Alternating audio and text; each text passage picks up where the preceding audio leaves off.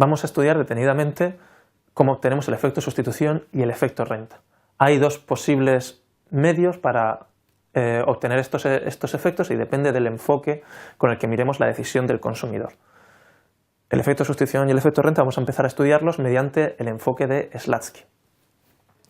Bueno, partimos de la decisión de un consumidor, va a cambiar el precio de un determinado producto. Vamos a empezar con un determinado precio, P1', que nos da pues para ese precio, como vemos, el consumidor adquiere una determinada cantidad del bien 1, que es lo que tenéis en rojo, la cesta óptima roja, y vamos a imaginar que el precio del producto se ve incrementado. Al incrementarse el precio del producto pasamos a P1', la restricción presupuestaria se vuelve más vertical y tenemos un nuevo óptimo, X1', que es la cesta que corresponde a la cesta azul.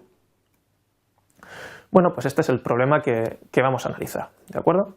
Vamos a ver cómo sube el precio de P1' a P1', y eso hace que disminuya la cantidad del bien que adquirimos. La pregunta que nos vamos a hacer es qué parte de esa variación en las cantidades de X1' a X1', se debe únicamente al cambio en la pendiente, se debe al cambio en los precios relativos, al cambio en el coste de oportunidad del bien 1, que será el efecto sustitución, y qué parte de ese cambio se debe a los cambios únicamente relativos al cambio en el poder adquisitivo, es decir, al efecto renta. Bueno, con el enfoque de Slutsky lo que vamos a hacer es calcular el efecto sustitución comparando las dos cestas, la cesta inicial y la cesta final, con una cesta intermedia en la que mantenemos el poder adquisitivo. ¿Qué va a significar mantener el poder adquisitivo? Bueno, pues vamos a comparar la cesta inicial y la cesta final con la cesta que elegiríamos si hubiera cambiado el precio relativo de los productos, pero el consumidor todavía pudiera adquirir su cesta deseada. Ahí, como tenéis, cuando sube el precio de P1' a P1', la cesta deseada es la que tenéis en azul claro, X1'. Bueno, pues lo que vamos a estudiar es qué haría el consumidor si tuviera que enfrentarse a una restricción presupuestaria que le permitiera adquirir X1', pero que tuviera la pendiente de la restricción presupuestaria final. Y esa restricción presupuestaria es la restricción presupuestaria que tenéis en rojo, que como veis tiene la misma inclinación que la restricción presupuestaria final. Pero nos mantiene el poder adquisitivo, nos permite seguir adquiriendo la cesta de consumo que queríamos consumir en un principio. Como veis, pues la pendiente de esta restricción presupuestaria virtual pues coincide con la pendiente de la restricción presupuestaria final y pasa por la cesta de consumo inicial.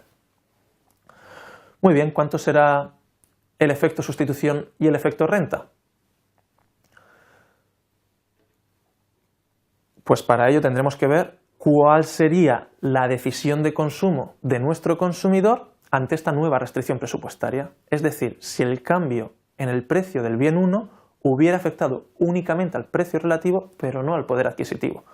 Resolvemos con esta nueva restricción presupuestaria alternativa el problema del consumidor y vemos que hay una cesta de consumo intermedia, que la tenéis en color verde, que nos indica cuánto adquiriría el consumidor de cada bien con esa nueva restricción presupuestaria. Una restricción presupuestaria en la que cambia el precio relativo, pero no cambia el poder adquisitivo. Muy bien, el consumidor elige ante esa restricción presupuestaria que mantiene el poder adquisitivo, cambia los precios relativos, elige X1S. La diferencia entre el X1 azul claro y el X1 verde que tenéis ahí es el efecto sustitución. La variación en unidades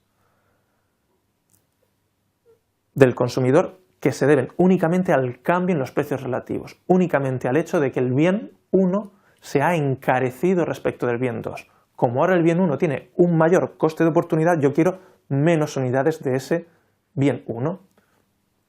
El efecto sustitución será la diferencia entre esas dos cuantías.